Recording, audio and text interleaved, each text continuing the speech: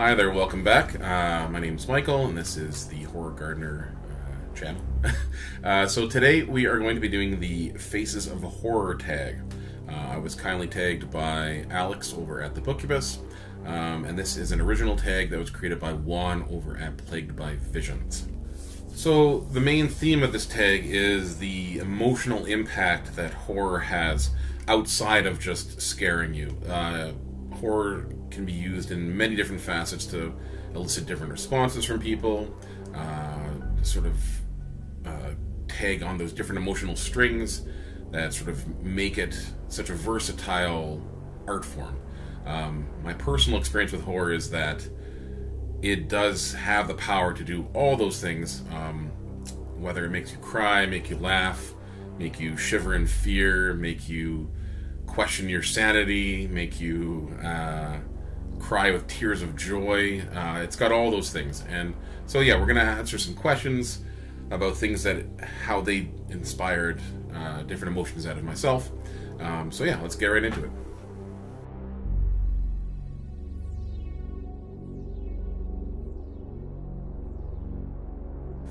Okay, so a horror story that scared or disturbed you. So I'm going to be starting off with, I'll probably try to do a book and a movie on both of these, just because horror movies is another big facet of things that I like to watch, and a lot of the horror content I get in or via that. So yeah, I'm just going to sort of pick one or two from each thing. So I'm starting with a horror story that scared or disturbed you. So, horror books. I tend to never get scared anymore from horror books. They just don't elicit fear out of me. I never really read them and get like physically scared or scared to walk around as much as I do from movies now. Movies, I still to this day get freaked out after I watch one where I'm running up from the basement because there's something scary coming out of the darkness. So it might be an overactive imagination, I'm not sure. So I was going to go back to some of the last scary stories that I actually remember being scared by. Now, one that sticks out for me the most is probably my earliest terrifying moment. This is probably 1988 or 89, so I'm 8 or 9 years old at the time.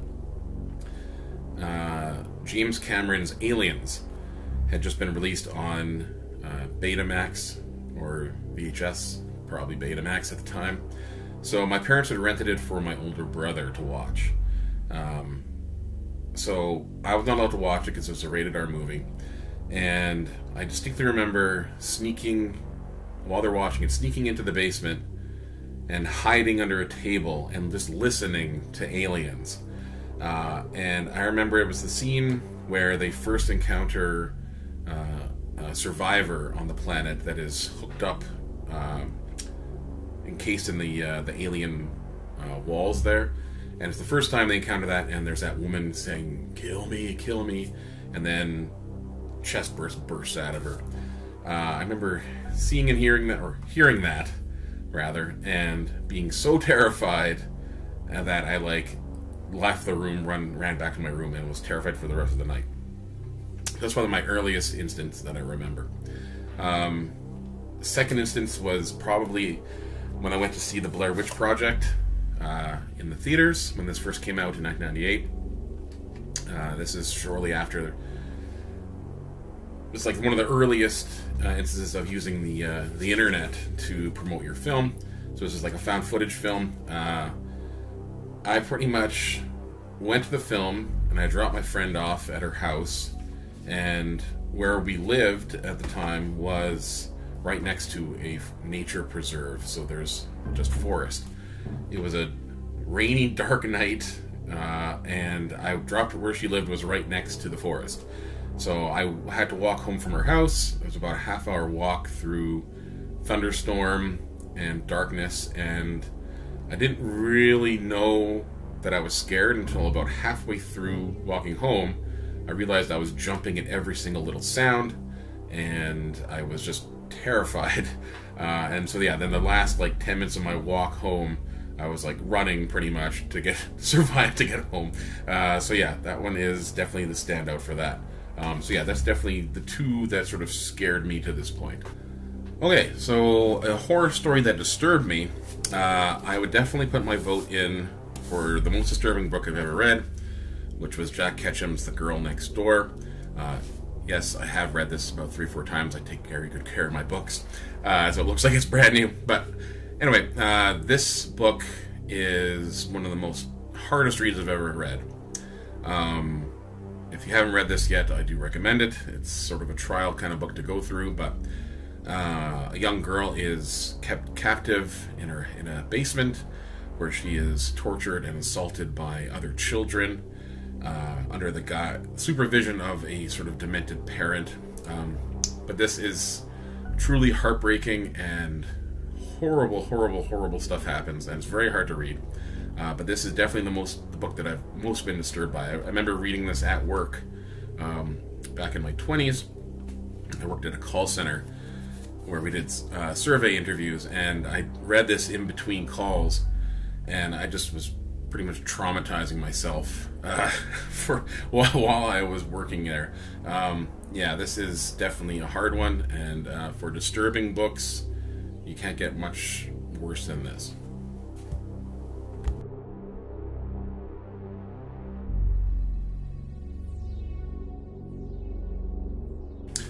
Okay, so this next one is horror stories that made you depressed or made you cry.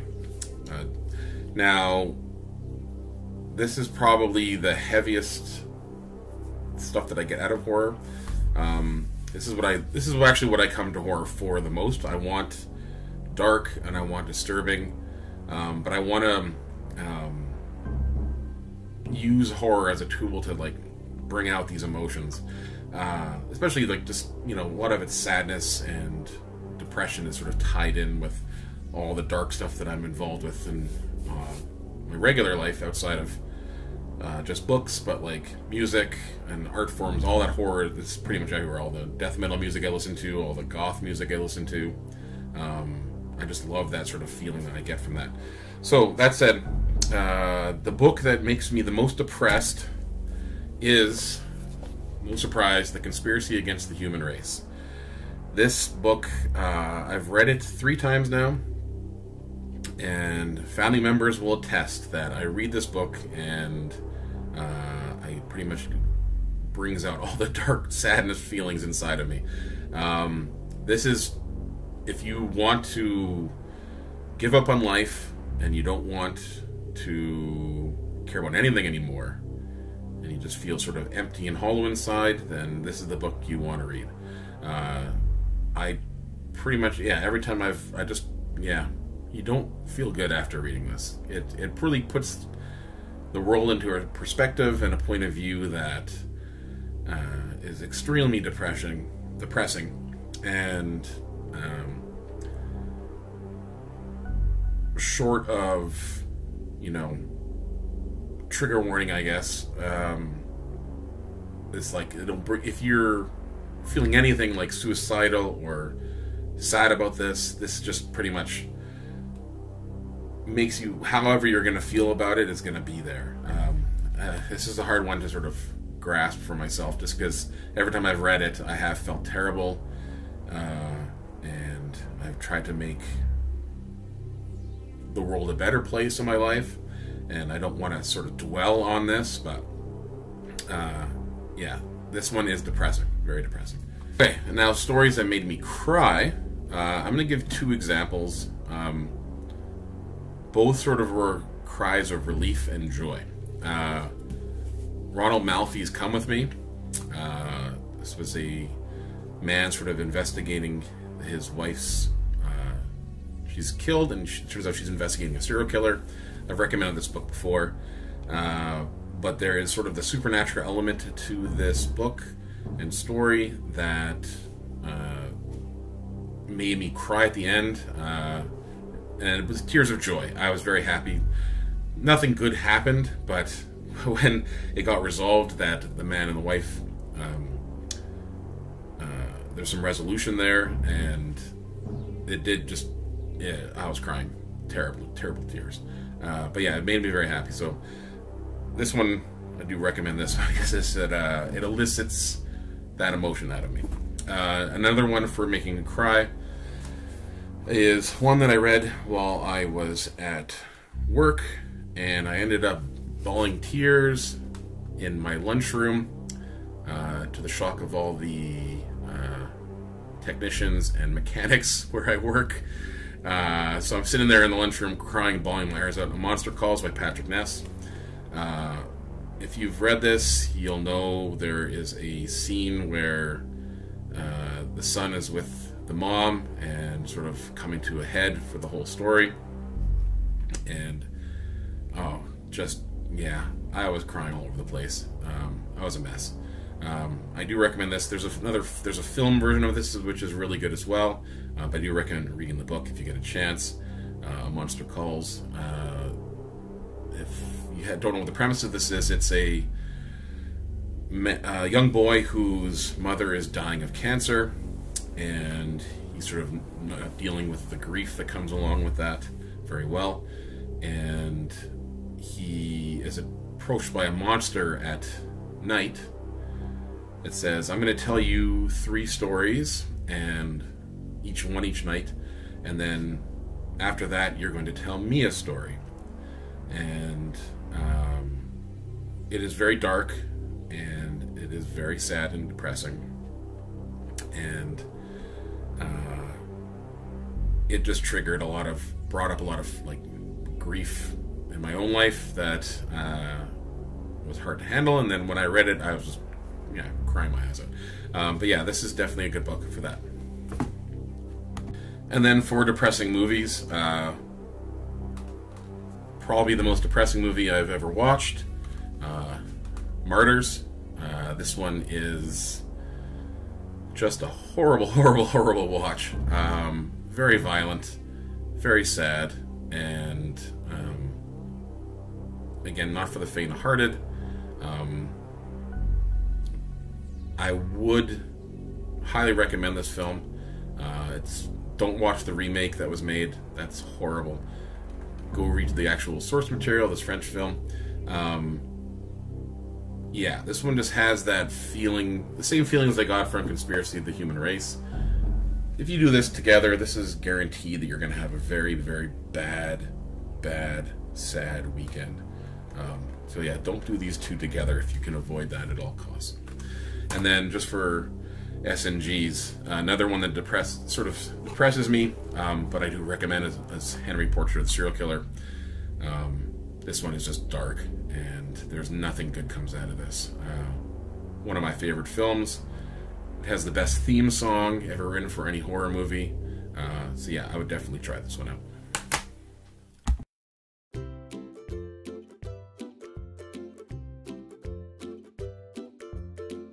Okay, on to later fare. This is a horror story that made you laugh. So I've seen mentioned before the John Dies at the End series. Those are fantastic horror comedy. Very funny stuff. There's horror comedies that are sort of like the best ones out there. There's Dead Alive, which is probably the best one. Reanimator, another fantastic horror comedy. The Evil Dead series, those are just too over the top. Lots of fun. Shaun of the Dead, another great one. Those are some of my favorite horror comedy movies. So I'm just going to put 2 instances of things that I do recommend for being very funny. The Nest by Gregory A. Douglas. This one had a sequence in it where there's a punk rocker sort of high on drugs wandering around a forest, and he gets aroused. I'm trying to find the passage, but it's somewhere buried in here. He gets aroused, and he ends up having sex with a pile of leaves, which are ultra sexy. But yeah, he has sex with a pile of leaves. And then for horror comedies, one of my favorite horror comedies, Evil Dead 2.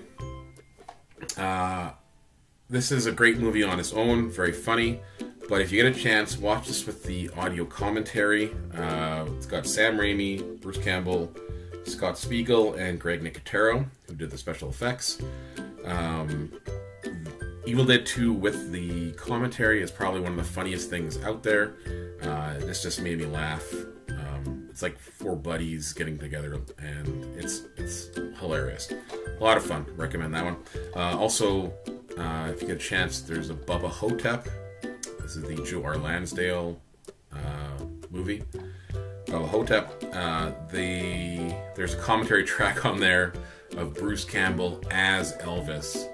And he's like eating a bag of popcorn through the whole commentary. And it is hilarious. But yeah, I'd recommend Evil Dead 2 with the commentary if you want to laugh your ass off.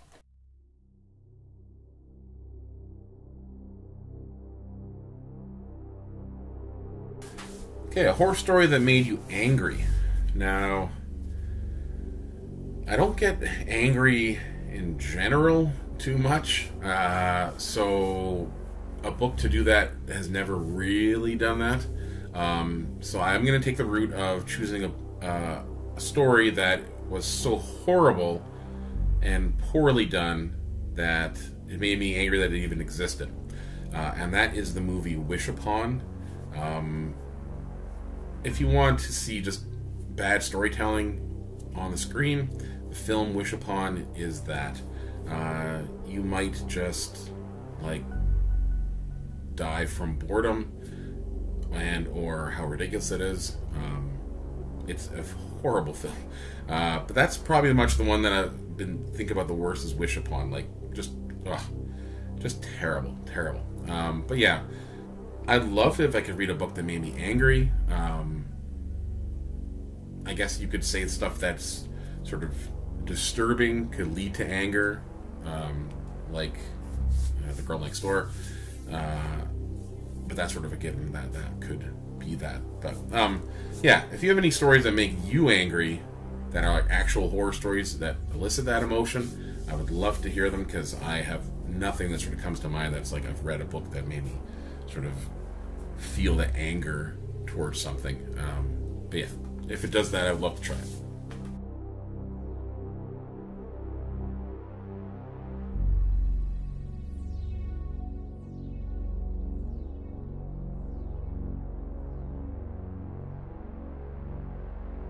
Okay, question 5 is a horror story that is important to you. So I've seen people talk about like books that were influential on them in their lives. So some of the ones that are most influential on me, that sort of set me on the path that I'm on now.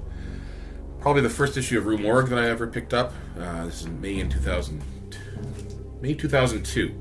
So I was 22 years old when this came out. I loved Evil Dead, and I picked this up. And I've had a subscription now for 20 years. So I've got like 150 issues or something like that. Some crazy amount. But yeah, Rue Morgue really sort of brought everything together of film, books, music, and sort of influenced me as far as sort of centering my focus on horror in general. So this was very important.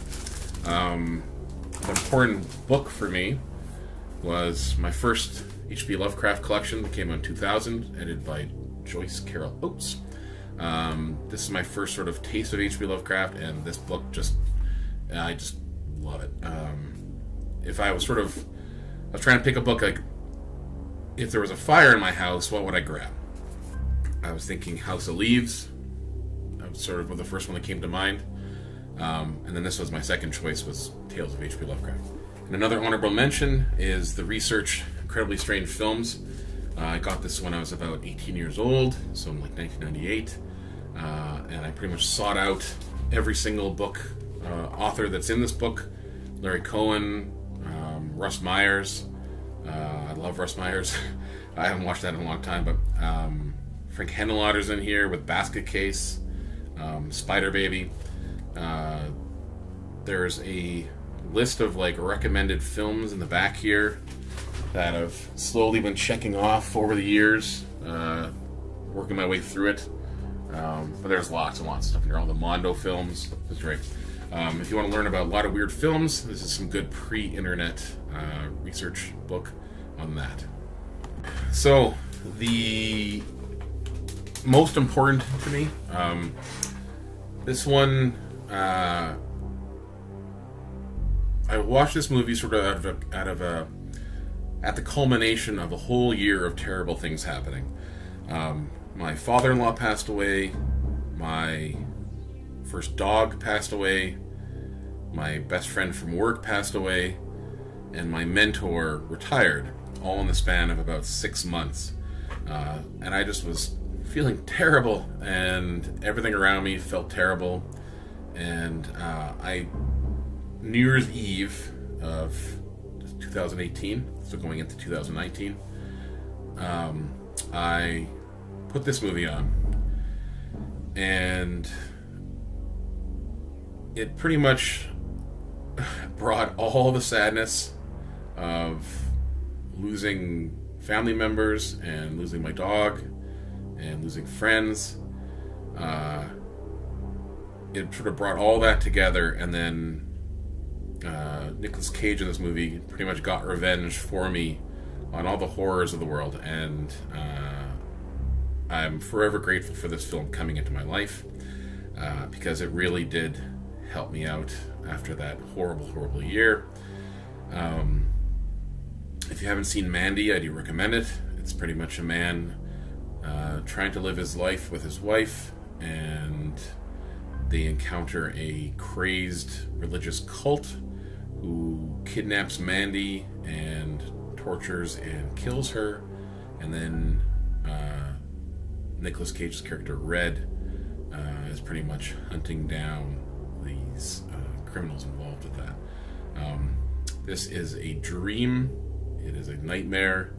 It is one of the best scores ever written by Johan Johansson. This was the last sort of full score that he did before he passed away as well. I'm sorry that I always come upon artists after they've died, but that tends to happen to me. This one though is cathartic, completely.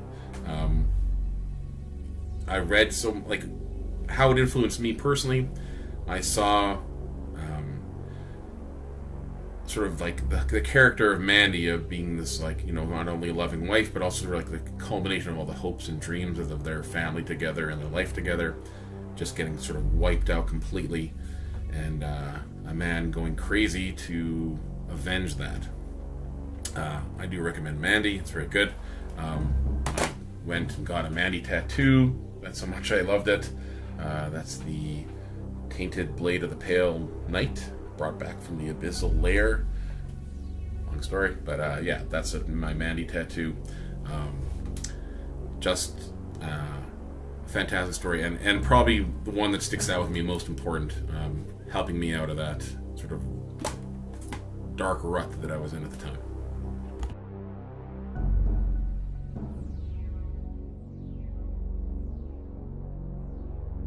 A non-horror story that you consider horror.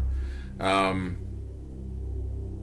read a lot of science fiction, and there is some horror elements in that, but I chose one that I've never really heard talked about on any of these sort of booktube that I watch.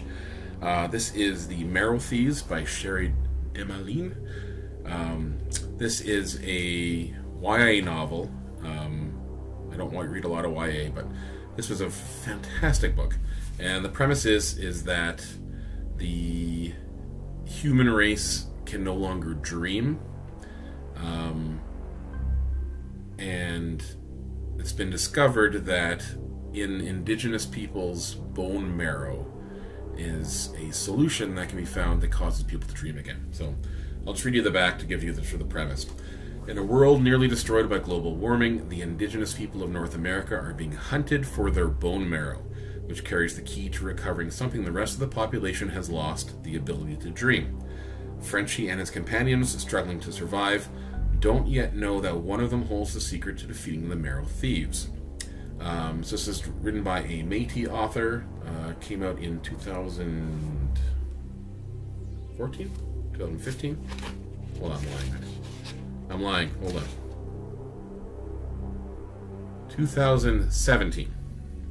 But yeah, my brother recommended that I read this, The Marrow Thieves, and then he ended up buying it for me for Christmas. This is a fantastic book. I do recommend this one, as far as it has got some horrific aspects to it, obviously. you know, they're killing indigenous people to get their bone marrow, which is pretty horrible. And there's some facilities they visit that have that happening, and it's pretty gross. Yeah, so do yourselves a favor and pick up The Barrow Thieves. Very good book. Okay, so that is all 6 questions of the Faces of Horror tag. Again, I'd like to thank Alex for tagging me on this. It's the first time I've been tagged in something, so it likes to contribute my own thoughts on the matters. Thanks for Juan for actually making this tag, because it is a very interesting subject, and I think it does shed light on the fact that most horror fans probably have some sort of trauma in our lives that we're going through or have gone through, and horror definitely plays a huge part in dealing with that and trying to put some sort of normality to a terrible situation outside of that. So yeah, thank you again for both of you guys for doing that. And I'd like to thank you guys for watching. This is an open tag, so I think anyone can do it. I'd like to hear your thoughts on what sort of emotional impact horror has had on you. I think most people I follow on BookTube have already done it, or they've been tagged already. So I'm not really sure who to tag to sort of pass on this terrible curse. Yeah, but yeah, that's it for the day, I guess. You guys have yourself a good rest of your week, and I will see you guys in the next video. Talk to you later.